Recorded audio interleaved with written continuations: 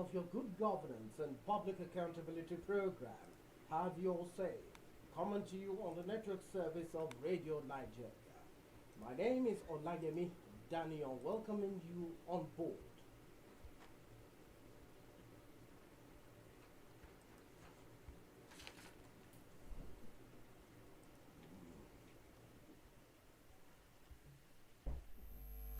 Thanks once again for joining us. An essential commodity for human existence is food. And the fulcrum of steady food supply is a vibrant agricultural sector. That is why the President Muhammadu Buhari administration has perpetually made efforts to reposition the sector to guarantee food security and further diversify the economy. But the COVID-19 pandemic brought about challenges that affected the sector amongst other challenges as well. Now, our guest to discuss these efforts by the President Buhari administration to reposition the agriculture sector today is the Senior Special Assistant to the President on Agriculture, Dr. Andrew Kwasari. Dr. Kwasari, it's a pleasure to have you on the program. Thank you, sir. Good morning, Nigeria. Dr. Kwasari, you look like a mechanized farmer. You know, you look like a farmer that's even held a hoe before. How come? I am a farmer, sir, through and through. Okay, that's all. Yes, sir. That's all we need to know for Yes, now. sir. All right, we'll get to talk more about that. So join the conversation that is for Nigerians on our live streaming. We're streaming live on www.facebook.com/Radio Nigeria Network, or simply search Radio Nigeria. The lines to call are 0807 622 6771. Once again, the line to call 0807 622 6771. The other line is 0705 149 3324. Once again, slower, 0807 622 6771 and 0705 149 3324. For SMS and WhatsApp only, send to 0705 864 2473. Once again, for WhatsApp and SMS only, send to 0705 864 2473. Please turn down the volume of your radio set when you get through to us to avoid a holdback. Make your contributions short and straight to the point so that our guest can respond adequately. So, straight to the business of the day. One of the strategic ingredients in achieving the economic diversification policy of the current administration is agriculture. Mr. Kwasari, or Dr. Kwasari rather, how much has been achieved so far? Well, as you see, you rightly said, sir, that the federal government is serious about diversifying the economy through agriculture. A lot has been recorded, particularly if you look at the rice revolution that has happened during this administration and other various value chains or commodities that have been developed. You have also must have noticed the increase in our production of maize and soybean and all of that. However, a lot has been achieved, but then we have to also look at what COVID-19 has done to all of this effort and what government is doing to respond to this challenge. So I will say that we are steadily on the march forward from the work started by the first outing of the current administration from 2015 to build on what was done during the agriculture transformation agenda of the then administration. I think this administration has been consistent to make sure that diversification through agriculture happens. Okay, let's even look at some specific programs under the agricultural policy of government for Nigerians to benefit, with particular reference to the Anchor Borrowers program. How has been the response and what has been achieved in this area particularly? I will say that the Anchor Borrower has many components. So there are components that is dealing with the association Anchor, working with the cooperatives, and it's receiving a response. Then there is the Prime Anchor working with the private sector people, and that also is receiving a lot of interest from the people. Everything that we do as an administration has some, we also listen and take note of the challenges, and some of the challenges are being addressed and course correction happens as we move on. But I can tell you that the anchor borrower has done a lot to promote how agriculture is financed, in particular in this country. Okay, one critical component of the nation's socio-economic drive is gender and youth inclusion. How much acceptance have these set for the targets? That's those who are being focused. All of the government programs are gender sensitive, and I can tell you that there are so many. None of the programs have any gender insensitivity. So in all of it, if you look at today, Nigerian agriculture in particular has organized herself to reflect gender and youth perspectives. So we have things like smallholder women groups. We also have ideas around youths in agriculture and various enterprises of young people. And this could be across all of it, including financing agriculture. If you look at the fintechs that are springing up, are all led by young people. And if you look at the organized women in across all the commodities, I've met so many women-based organizations. Recently, I received on the back of the Agriculture for Food and Jobs plan of the COVID-19 intervention, National Nigerian Economic Sustainability Plan, a group of Nigerian women farmers organization. So this cut across all the commodities. So I think gender mainstreaming is critical because we won't achieve food and nutrition security without paying particular attention to gender and reflecting the women component of it. That is very critical. Okay. Now, is there any strategy for identifying smallholder farmers and farms, especially as sometimes you find out there are some practices that are unwholesome to reach those who they are meant for, and so on? How do you check these practices, and how do you particularly look at the issue of assisting smallholder farmers? So when you say smallholder farmers, let me tell you, the mainstay of Nigerian agriculture today is the smallholder farmers. And to make sure that they are targeted appropriately, we need to do a few things. And I would like to speak specifically about what the Buhari administration have done under the economic sustainability plan, because this plan came on the back of the COVID-19 and has thrown the nation into a kind of situation that we must think outside of the box. Identifying smallholder farmers is key. They constitute over 70% of our agricultural productivity.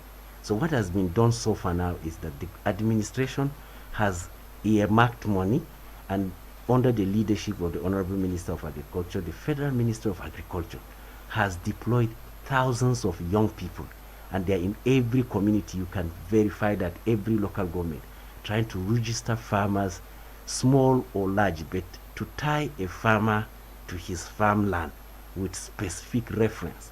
And that will help us identify and to be able to target specifically the smallholder farmers, because the bane of all of the challenges also rests with this community of farmers, the smallholder farmers, because they are scattered, they are everywhere, they have small land holding, they produce, they don't have capacity to get into the mainstream of the market mainstream. So organizing them needs data, and that data is being generated today. So the government is registering farmers, tying them to their farmlands across the 774 local governments as of today. Let's look at security now. It's a major challenge, especially at the times where herders and farmers were clashing, and there was also an effect with the cost of food supply and other issues like that. Also in the northeast, we had about going to the farms, which are mostly in the outskirts and so on. How about this area? What efforts are on to see how farmers can comfortably carry out their task? This is a good question, sir. That the internal security situation, particularly those around banditry, farmer header conflict, kidnapping, and all of that, all the criminalities, pose a major threat to agriculture. The federal government, working with the state governments, are doing everything, and in addition now the communities are being brought on board. You remember that the Buhari administration under National Economic Council started the policy on National Livestock Transformation Plan, which also engaged the states with the states what was hit by the farmer header conflict. That engagement with the stakeholders at the state level have given birth or has given impetus to the move by federal government, particularly under the community policing, specifically the logics of community policing, by just involving the communities that you are stakeholders. So A, there is the military approach to it. B, there is the community approach to see how we can douse this insecurity. But you know that the insecurity component also have religious, have political, and all the other coloration. But I think all the concerned leadership, from Mr. President to the state governors, all hands are on deck to make sure we deal with this. But let me say to you, sir, that data has revealed that the Nigerian farmers are hopeful, even with this insecurity, that the efforts of government will one day pay dividends where they can go back to their farms in peace. And why do I say data has shown? The farmer registration we are doing today, you will be surprised that the states leading in number of farmers registered are in some of these states that are worse hit with this security, with this insecurity. If you look at, despite the challenges, farmers go out to their farms, they are captured and they are enumerated. If you look at Katsina State, Katsina and Kaduna have on record today over 350,000 farmers registered under this economic sustainability plan driven by Federal Ministry of Agriculture. Sir, these people go out despite the insecurity to get registered, to get their farmlands mapped. That means they are hopeful. That means they have hope in what government is doing. They have hope that one day there will be security and they can all go back and cultivate and farm their lands as they used to do. So I think with the community buy-in and hope, we must all keep all hands on deck. Nigerians have to unite, particularly, sir, we need to unite where this conflict is hinged on political or cultural or ethnic or religious differences. This we can solve. This doesn't need bullets and guns.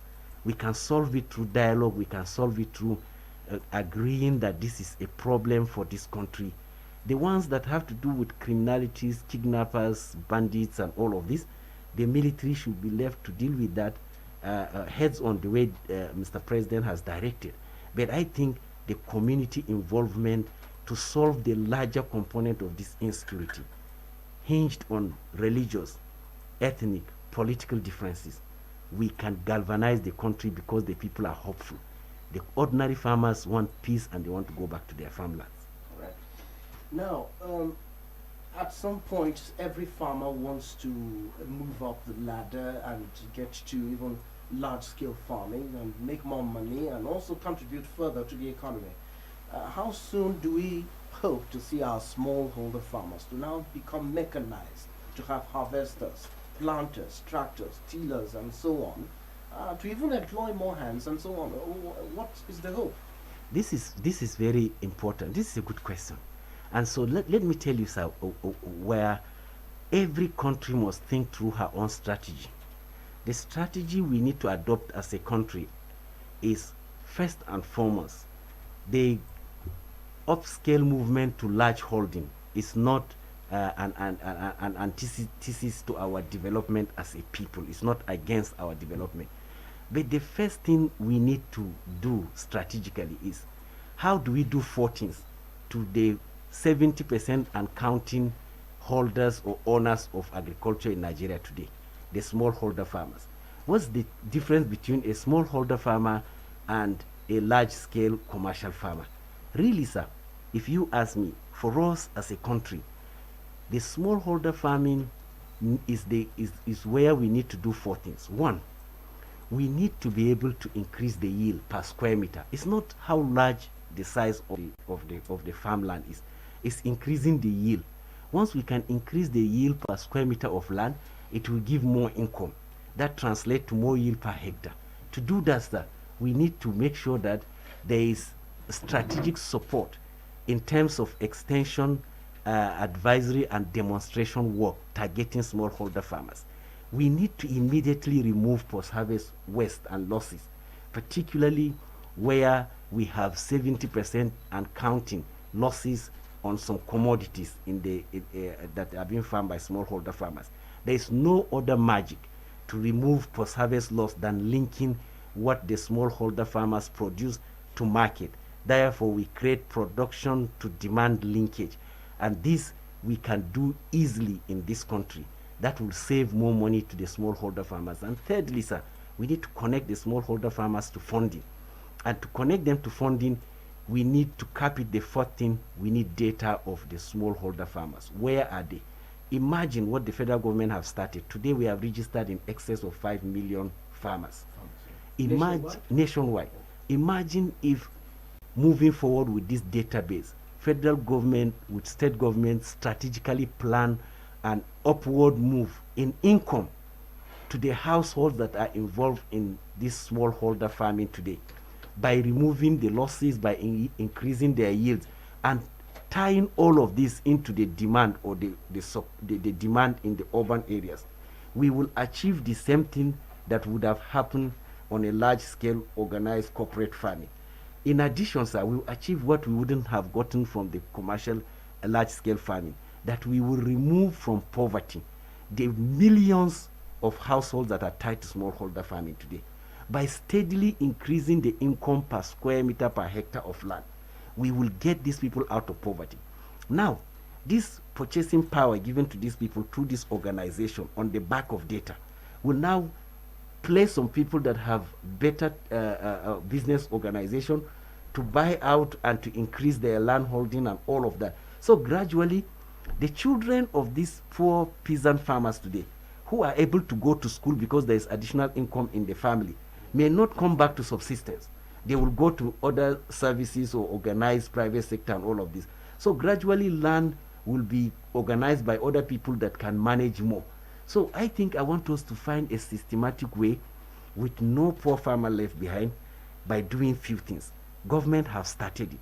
Farmer enumeration, creating this database across the states, which federal government says also, because we are working with the state supervisors, to share this data with every state governor, to say this is the data of your farmers. Now planning will be done to see how do we migrate, even if we stop today, these 5 million registered farmers, how do we set a 2-3 years upward movement in their income by increasing their yield, by making sure there is no post-harvest losses, tying it to demand, by working through the organized private sector that we are already doing under the economic sustainability plan, and all of this. And sir, this work has to be done by federal government. And what I like most about this is that up to today, the Federal Minister of Agriculture, under the leadership of the Honorable Minister, has paid only the first 10 days of the work the young people are doing in enumerating this data. But that has not dampened the spirit of these young people. They are registering farmers today everywhere. And thank God that the government has secured all of their funding under the amended budget 2020, and they will be paid. And once they are paid, you imagine what we can use that data to do, to plan yield enhancement, plan post-harvest loss mitigation, plan linkage to market, plan financing, where today we solve another big issue, non-performing loans to smallholder farmers. With this data, we know that only real farmers tied to a piece of land or a place for their livestock production get funded.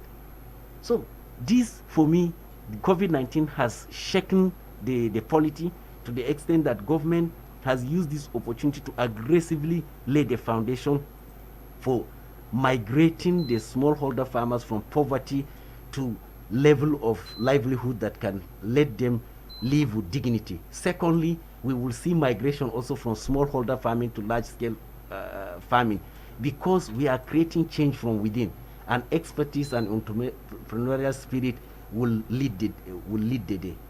Now, many Nigerians are commending the present administration for, looking at the issue of rice importation, and so far Nigeria has been able to surmount that challenge. However, some Nigerians still feel that the cost of rice in the market seems to still be high. How soon do we expect the cost to drop? Because we produce it here in our country.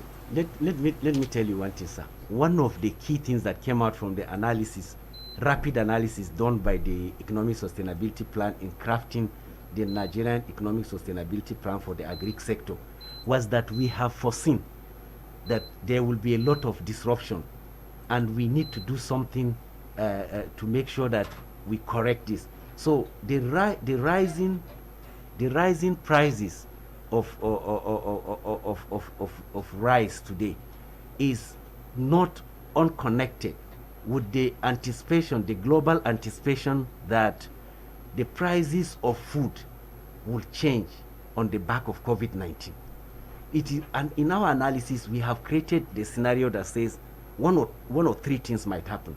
A, global food supply system will be hit hard by the COVID-19, and nations would prioritize food security over trade or supply chain business, as food supply chain as it occurs prior to COVID-19.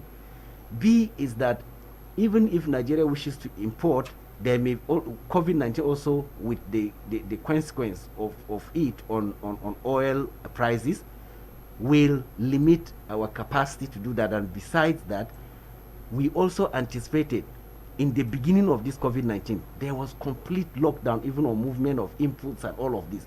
So everybody is apprehensive. The millers are apprehensive that there is need to quickly make sure that they buy whatever they can buy, and they anticipate such shortages here and there. So these have conditioned this issue around prices that are increasing. But I can tell you, COVID-19 came at the worst time for us as a country, because take for instance, it was March, April that we woke up to this reality as a country. So at this March, April would have been the best month to plan for the production of this year. Regardless, government has done everything to make sure we turn out the plan on how to support at least 2.4 million households to produce food locally.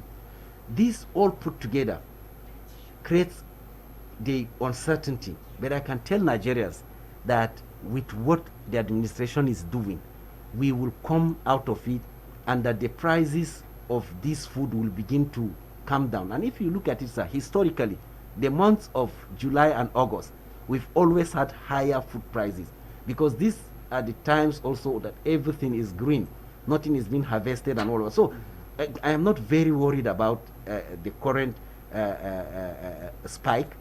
What will concern me is that when we begin to see the harvest coming in from November, whether we are able to begin to stabilize and turn down this price increases. But this is to tell Nigerians that the farmers are out there, they are doing their bit, federal government is doing her bit, but I can assure Nigerians it will only get better, particularly with this database of farmers. Planning and targeting of farmers to increase productivity and to mitigate losses that will directly reflect on prices of food.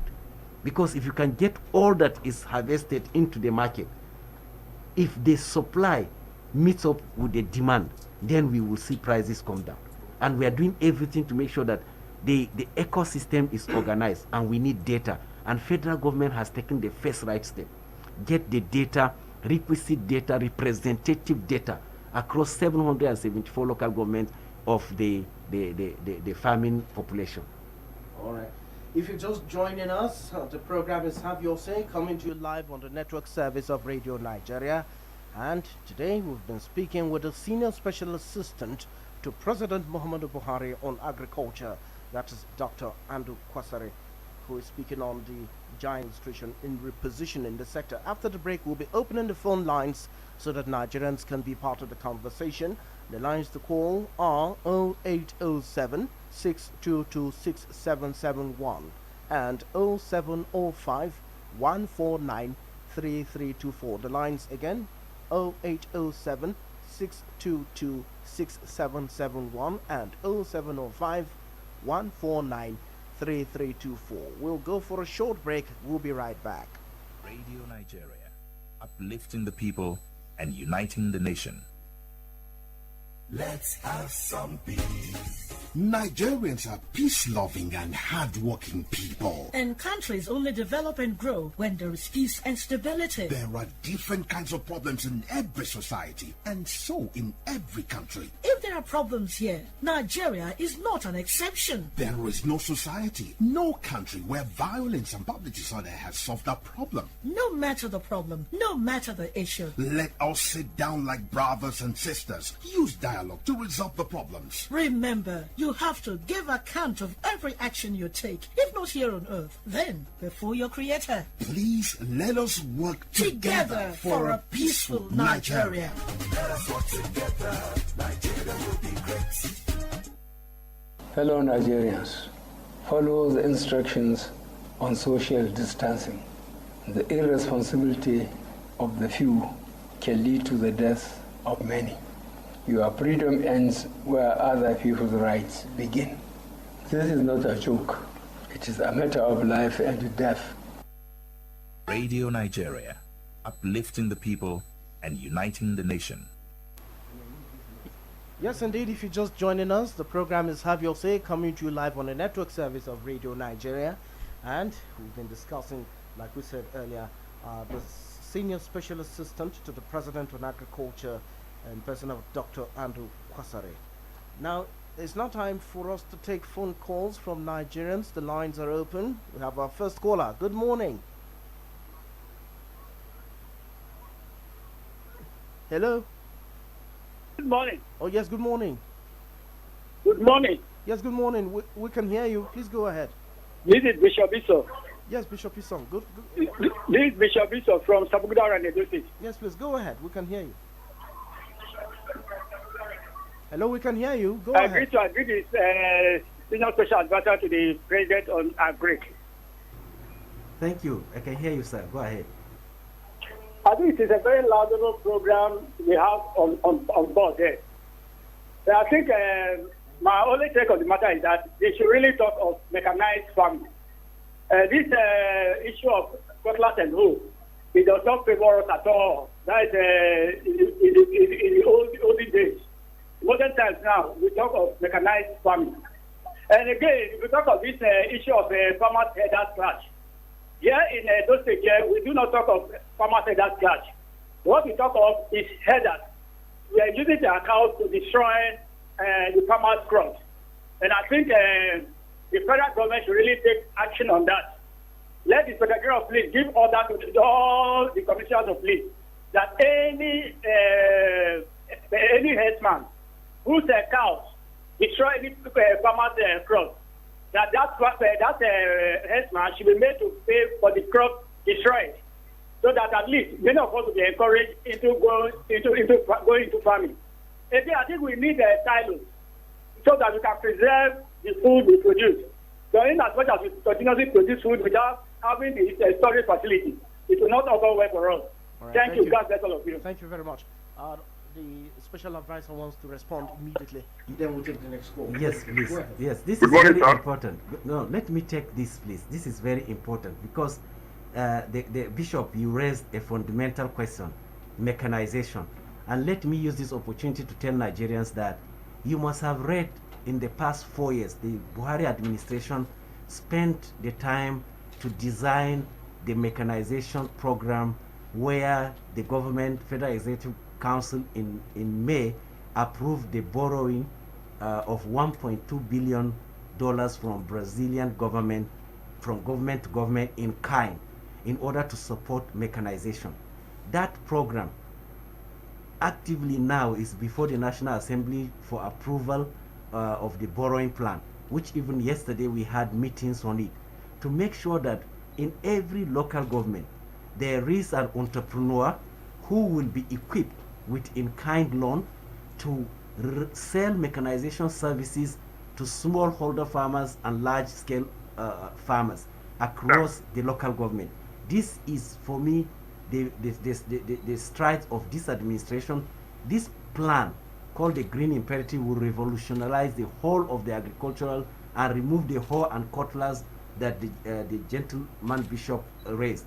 This is very important, sir, because the time has come But the time has come where mechanization has to be in line with the capacities of our farmers. 75% of the farmers in Nigeria cannot afford to buy a tractor or a heavy equipment. So what the government has done is to structure this plan where within the vicinities an entrepreneur, a private gentleman, has on lease basis these equipment that can sell services. So the mama needs 1 acre to be plowed, immediately she can get it. Needs 1 acre to be harvested, appropriate technology is brought in that can harvest 1 acre. So this is being done, and this plan will be fiscally on ground before the end of this year. Okay. So I can tell you that this is very important. That's why I wanted to take up that question, so that Nigerians can know what is being planned, and that the Federal Ministry of Agriculture, led by the minister, has also planned sensitization once we have full opening of the economy across the states, to tell farmers and entrepreneurs how to key into this plan. Okay, we still have so many trying to get across. I think I heard the voice of Chief Jude Waja. Am I correct? Hello. Good morning. Yes, good morning. Yeah. My name, of course, is Chief Jude Waja. I come from Duchizog in Imo State. Okay.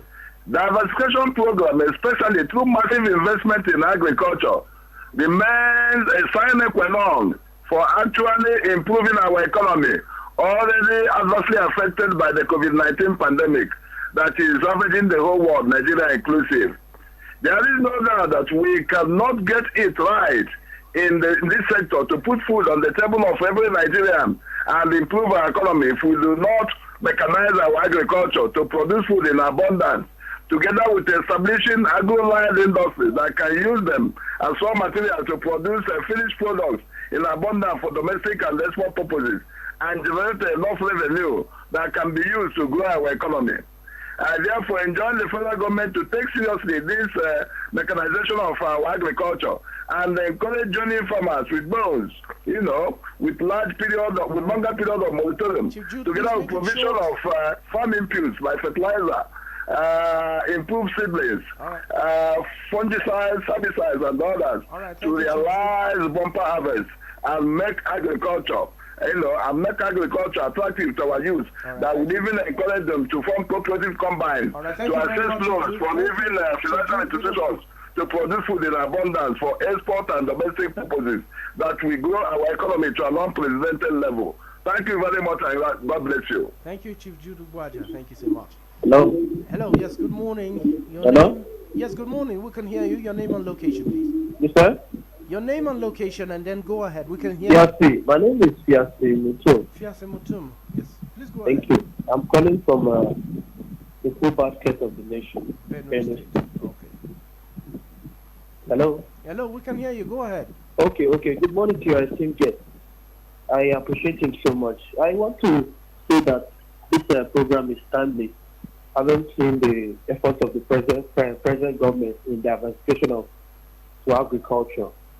But I am most concerned about the agricultural training officers, which your guest highlighted. He said they are all over the states trying to capture the data for people who have farms and what they want to do. And I am so surprised why, if that is being done, and then this some of the agricultural training centers are comatose. Where do they train them to go to the field and work? Aside from that, I've always made a case of agricultural training center in Boruku local government, my local government here, which is comatose for over decades, and nothing has been done to that. And I wonder where some of these agricultural training officers have been trained and deployed to go to the field. It doesn't mean that they were trained in Abuja or where. It's really sort of concern for some of us who are so interested in more development in agriculture. Okay, Fiase, so I would love your guest to explain so much on that. And then it should dwell so much on because the farmers are not in tune with the trending technology. Let me not lie to you. So if farmers are not in tune with the trending technology, like now, if farmers were well trained and we are told of the trending in agriculture, like now we have a break in rainy season. If they were giving varieties that could cope with this weather now, we wouldn't have been complaining. They have never been checked. We only hear all these things that they have been taken to the field and none of that. So Alright, thank you for your practical. thank It you for shouldn't your be Mutun, on for your paper time. or Thank you so radio. much. Hello, let's take one more call. Hello. Hello, good morning. Yes, good morning. Your name and location, and go ahead. Yeah, this is Ibrahim Issa calling from Dara. Dara, Katsina State. Hello. Are you with me? Yes, go ahead. All the same. Ibrahim is Yeah, from Dara. please, I want to ask the special advisor to the president on agriculture. Do you know that there's no way that this administration can be successful when this herdsmen issue is still going on with farmers? What is the president saying about the herdsmen issue, the farmers? To me, we have to handle this issue serious before we can go into any bomber harvest of agriculture. The herdsmen issue is becoming a pandemic more than the COVID-19 phase today. So please let him address that issue, and then we can come up there. Thank you very much. Thank you, Ibrahim Issa. Thank you. Yes.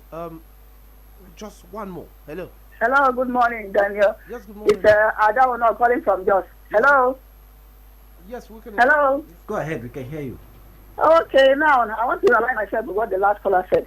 You see, it's not a question of mechanized farming or subsistence farming or collecting data of the farmers. When you finish collecting it, what next? They cannot go to the farm because of insecurity. And I thought this administration came up with this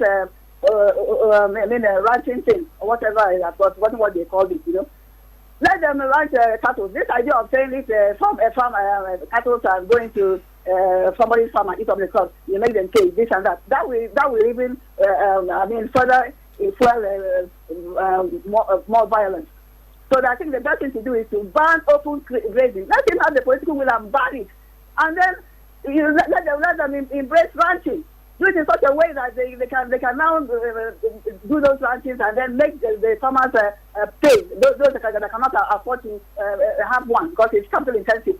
But this idea of shying away from the issue and each time we say it's headed farmer clashes, it's unacceptable because it's an attack. Then again, another thing again is maize. There are some economic policies we take. I begin to wonder. Now we are banning maize. We don't have enough here. And then there's no other substitute for bread seed except that maize. So now the price has gone up, even though it's bad. I'm very sure smugglers will still have a field day. And then poultry farmers, some of them who can cope, will start winding up, and that will lead to further unemployment. Then our currency. I have never seen it. Maybe your guest will tell us which country where every time the currency is not stable, it's always depreciating. Let them do something about it. It's becoming ridiculous, honestly speaking. Then our crops, we don't give value to them. The science industry is very close to those places that produce those things, like yam, cocoa, and tomatoes and cassava. You know, they will have a processing industries that will now give value to those things, and that will provide employment for the team of unemployed youth. That's the way to go. God bless Nigeria. Let's not give up on this country. It shall be well sometime, someday. Amen to that prayer. Thank you very much. Before you respond, Dr. Andrew Kwasari, let's just take our social media messages very quickly because we're running fast out of time. Our first contributor says, is Mustafa here in Abuja. It says, kudos to VP Oshibajo and the members of the Economic Sustainability Committee for working on plans towards finding ways across non-oil sectors to recover our economy during the post-COVID-19. Kindly shed more light on economic sustainability plan, agriculture component that was launched in Funtua, Katsina State, and which state is next online. Okay, I think that's what we have so far. Yes, over to you now. Thank you very much, sir, and thank you our listeners for the questions. So let me categorize the questions as they came in, but I will take majority of the questions centered around insecurity, post-harvest, farmer header clashes, and all of this. So please, institutions. Yes, no, that is a different. I want to take them in three components. So let me deal with the farmer header conflict components of this. Isa from Daura, you are very spot on by your question that says what is the administration doing on the farmer headers conflict, and that you said it's worse than the COVID-19 pandemic. I agree with you.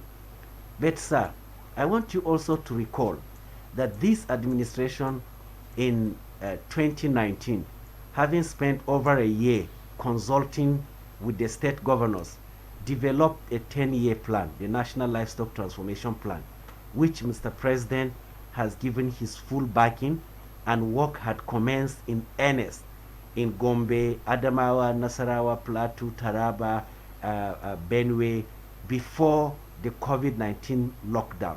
So work has commenced in earnest, and the administration has agreed, and we have started work with the state governors. First and foremost, sir, the National Livestock Transformation Plan was a product of the National Economic Council with all of the 36 governors in order to tackle the local content of the farmer-herder conflict, in line with also how do we modernize livestock production by making sure that our pastoralists are taught how to domesticate the new practices of keeping the livestock in one location.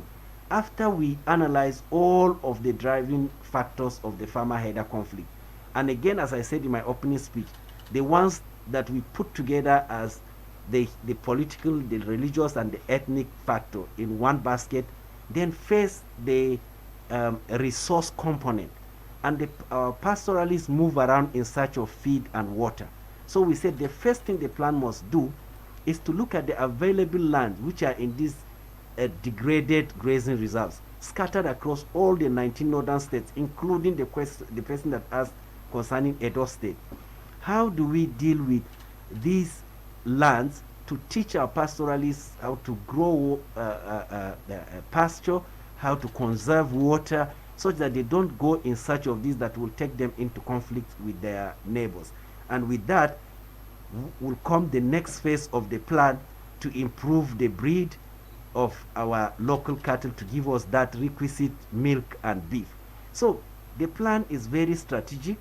The plan thinks that first thing first, we need to secure feed and water for the pastoralists. We need to secure, and by doing so, we keep the cattle in one location, separating them from the farmers. But concurrently also develop the crop farming within the area, such that the post-harvest residues can be used as feed for livestock. So that we see the symbiosis between the crop farmers and the livestock farmers that has always existed in this country. Restoring that is critical. So when COVID-19 came, we had to pause on going out to meet. But I can tell you, sir, this administration had enumerated the residents, mapped out land in excess of 300,000 hectares from these key states, and started conversing with the state governors so that we can begin demonstration in this 2020 of the National Livestock Transformation Plan.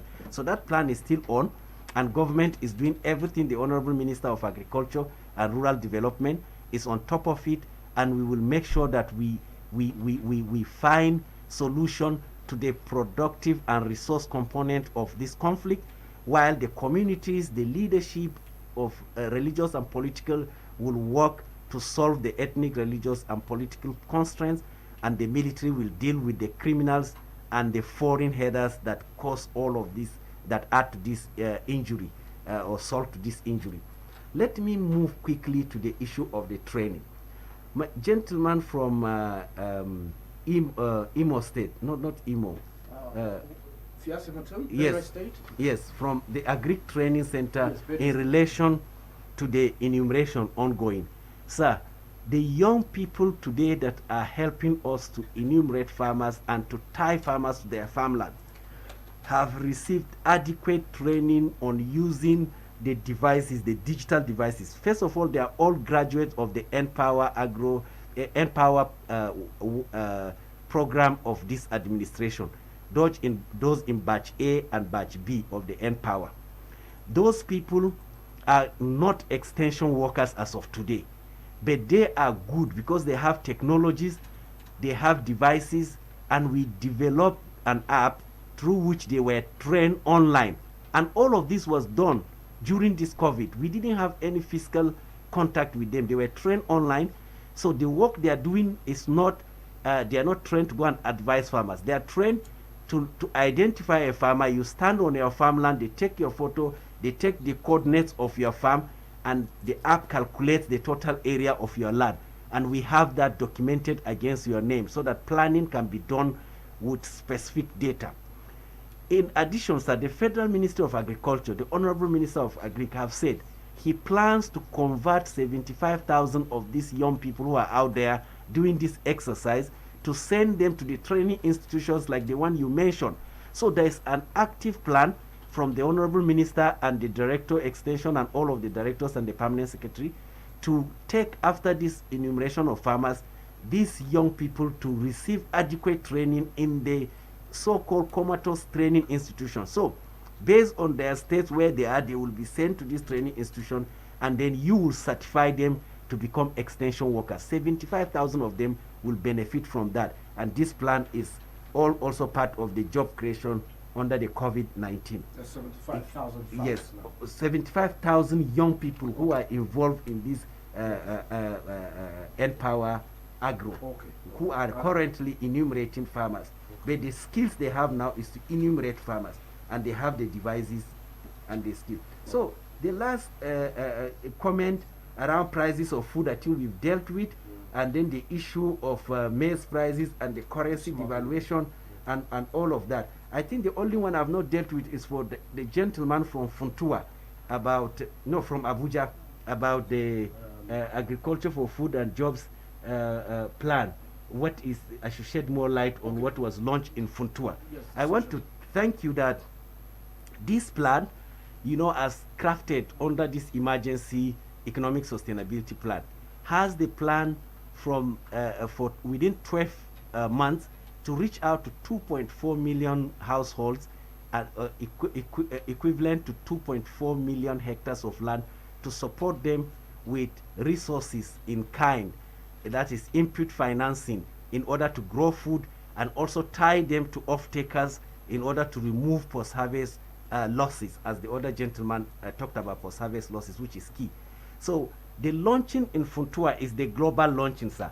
It has just a ceremony to say federal government of Nigeria have launched this plan. So it's a global launch. It represents the whole of the program, and it was launched with about 1.2 million beneficiary farmers who have been enumerated by the enumerators in the field. They've been mapped to their land, and we have placed them under our platform partners who are outgrower scheme farmers. So what I will tell you, the next step is we are continuing to clean the data, and we started preparation for the dry season, and to make sure that, God willing, by next wet season we can target in excess of 5 million farmers. Oh, that would be great. Now let's take a few messages, then we'll take more calls. I'll come back to our guest. Well, we have, yes, from our social media platform, we have Aliyu from our Twitter handle. He says, I am a field enumerator with FMARD Pays. As a matter of fact, this project has been greatly welcomed by farmers across Nigeria.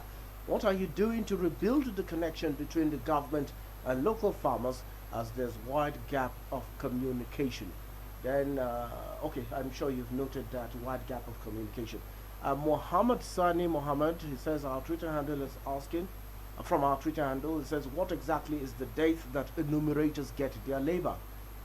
Maybe he's talking of payment now. Okay. And then, when did farmers get their input? Okay. So that's what we have so far. Okay, thank you. Let me quickly respond to this, if that's all we have. Yeah, that first and foremost, thank you, the enumerator. Can you roll up, please? The enumerator from which state is that now? I don't know where. But I'm talking of Aliyu. Aliyu, thank you. And that is the joy of it, Aliyu. You are out there as an enumerator under the Empower program of this administration. And you have identified that there is disconnect between local farmers and what happens at the government level. This gap in communication will be addressed by what the Federal Minister of Agriculture is planning to do. And I hope, Aliyu, you'll be one of the beneficiaries of the 75,000 extension young people that they will take to train. So that firsthand, through this enumeration of farmers, you have seen the gap. Then when you get trained as an extension agent, you will really know how to work in your community and make sure that this communication gap is solved. And also this will remove particular communication gap, Aliu, that you have not mentioned, which we've heard from the field, is where the so-called farmers that benefit from most of the programs are political farmers, and not farmers that have that actually work on the land. So you will help us with that. When exactly will be the date when the enumerators will get their label? Muhammad Sani Muhammad, thank you for your question. You know, Muhammad, that we have paid the first tranche, and I can tell you that the second tranche has been prepared up to the end of June, and the money has been secured under the budget 2020, and therefore the Federal Ministry of Agriculture will pay very soon. I can't give an exact date, but the release is being anticipated from Accountant General's office, and once the Ministry of Agriculture receives the request, which is in excess of 200 million that federal government owes you now, enumerators, up to the end of June, you will receive your payment just as you received the first tranche. And the farmers, when will they get input? So what we have done under the Agriculture for Food and Jobs plan that is developed as the COVID-19 Economic Sustainability Plan, we have categorized batch A farmers, about 1.2 million of them. Okay, based and those, on yes, based on the data, yes. Okay. So batch A, sir, has been sent to central bank since 14th of July, and we are working on that with the platform partners that are accompanying the farmers. So we hope that batch A will benefit. Go ahead. Okay, so basically the farmers for batch A should be getting their input, and I know that the National Sovereign Investment Authority, as we are working with them to get the available fertilizer, and the private traders in fertilizer, to make sure that we deliver this to batch A farmers. Okay, let's just take a few more calls, maybe one or two, before we go, because we're running out of time. Hello, your name and location, please. Hello, we can hear you. Just go ahead. Hello, you have a minute. Hello? Just go. Yes, go ahead, please. Just go ahead, please. Hello, can you hear us? Okay, since we're still having to establish connectivity with you, we might take a few more questions. Okay, good. I think our caller is ready now. Hello. Hello, yes, go ahead. We can hear you. Okay, my name is Jude Sevi. I'm calling from Benue State. Jude from Benue State. Go ahead. You have a minute. Yes. I want to appreciate the special advisor to the president. What I want to say is the issue of subsidy. The federal government said we should diversify the economy from oil to agriculture. Now, why not the federal government pay subsidy, let the subsidy on agricultural inputs? I'm talking about herbicides and other inputs. Because right now, the cost of herbicides are very high. Not every farmer can afford that. So, please, the federal government should try and do something about it. Okay. And the issue of herdsmen attack, the federal government should also address the issue of herdsmen. Because a dead man cannot go to the farm. You cannot go to the farm with your walking tools and farmers coming to attack you. Right. Thank you. Thank you, Jude. Thank you so much. I don't know if he's been listening, but you've spoken many times on that. But please go ahead and make that also your closing contribution. Thank you very much, Jude. Thank you for the discussion around subsidy. What government has done, input subsidy to be specific. This administration have planned under the COVID-19 that all the loans that will go out to the smallholder farmers through central bank should carry no interest. So it's a kind of, how do we meet up with the farmers, provide them with funding that will come in kind, in form of inputs, and then they only pay back the principal through the partners under whom we are putting them. And these partners are well known to have organized outgrower and linkage to market. We are talking about Afex, Thrive Agri, Babangona, Oxfam, to mention but a few, Farm Crowdy, and all of them. So these are groups? Yes, these are groups. These are platforms under which the government will be working to make sure that the input funding is going out at zero interest. So federal government has subsidized the inputs by taking the interest component to pay on behalf of farmers, the 5% interest component to be paid on behalf of the farmers. And this is across all inputs, please, not only fertilizers and pesticides, including improved seeds and even extension services and farmer organization, post-harvest management and buyback. All of this, the total interest is being paid by federal government, and the federal government has made this allocation in the budget 2020. So this is going forward. My last word to Nigeria. Yes, you can add this to your last word. COVID-19 challenge, agricultural sector. What do we expect to see? The new norm. Yes, I thank you, sir. The COVID-19 challenge is a pandemic now. So it's also an economic pandemic. So agriculture is an economic component of the country, and it will take its own fair hit. It has already taken by the delay in moving inputs and all of that at the beginning when the lockdown was hard. But I can say on agriculture, it will be minimal if we continue driving Mr. President's vision through the economic sustainability plan and making sure that this work that the young people are doing out there, the farmers benefit between this wet season, the dry season 2020 and wet season 2021. So I think if we keep this drive, we will minimize the impact of COVID-19 on our farmers. And since our farmers are out in the field, I hope that they are not crowded and there will be less infection in the farmers. Right. My last word, please. I want to thank Nigeria, thank FRCN. I want to tell you to keep faith with the Buhari administration, that there's so much that needs to be done. I want you to continue to thank the leadership of the Vice President with the Economic Sustainability Plan, the leadership of my Minister, Honorable Minister Sabona Nunu, for the leadership of the Ministry of Agriculture, his PS and his directors. Thank you. Thank you so much, Dr. Andrew. You're making me feel like dropping this microphone and go into farming. But maybe I'll do that in the future as time goes on. Thank you so much for making today's production a success. That was the Senior Special Assistant to the President on Agriculture, Dr. Andrew Kwasari, on the strides in the agricultural sector and amidst the COVID-19 pandemic. We wish to thank the production crew. Our news producers were Conrad Labe and Hassan Hussein. Online editors was Muja Kusha. ICT was handled by Israel Tiokaha. Our studio manager was Prince Afonia Ugweze. Our engineer was Hassan Usman. Photographer Sadiq Saromi. Camera was handled by Fuluwa Oloyede and Chinedu Mmegwa. Our facilitator Oluwada Milolaoni. The producer was Oledo Mbiwe and the executive producer Sani Suleiman. Special thanks to the Director General of the Federal Radio Corporation of Nigeria, Dr. Mansour Liman. Join us next week for another edition of the program, Have Your Say. I am Olayemi Daniel asking you to stay safe. COVID-19 is real. Goodbye and be Kajat.